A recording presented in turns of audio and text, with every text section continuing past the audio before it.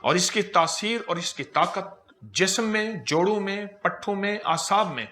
یعنی یہاں تک انسان سائنس کہتی ہے کہ سب سے زیادہ طاقت بولنے پہ لگتی ہے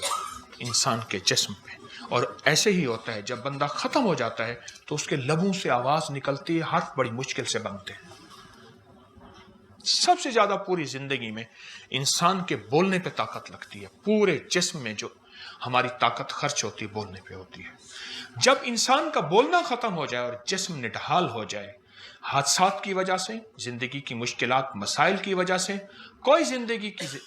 ایسے حالات ہیں، گردش ایام ہیں، اس پہ نبیذ کا استعمال بہت فائدہ مند ہے۔ اس کو اپنی زندگی میں شامل کریں، اور اگر آپ اس کو بہت فائدہ لینا چاہتے ہیں، کورے برتن میں، کورے مٹکے چھوٹے چھوٹے، آج کل وہ غالباً پتہ نہیں یہ شیخو پورہ سے آتے ہیں، اس میں گلاب جامن رس گلے آتے ہیں، وہ کس جگہ سے آتے ہیں؟ شرکپور سے۔ شرکپور سے وہ مٹکے کورے لے لیں،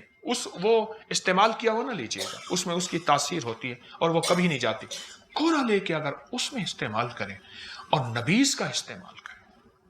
یہ مشروب آپ نے سنا ہوگا لیکن عمومی سننے میں بھی نہیں ہے، خود سننے میں بھی نہیں ہے، ایسا زبردست مشروب ہے کھجور کا۔ نبیذ کا استعمال کھجور میں، کھجور کا استعمال نبیذ کی شکل میں بہت کمال چیز ہے، بلکہ عرب میں اس کو باقاعدہ مہمانوں میں اس کی تواضع کی جاتی ہے، اور اس کو جی بھر کے پیا جاتا ہے، کھانے سے پہلے پیا جاتا ہے، کھانے کے درمیان پیا جاتا ہے، بعد میں نہیں۔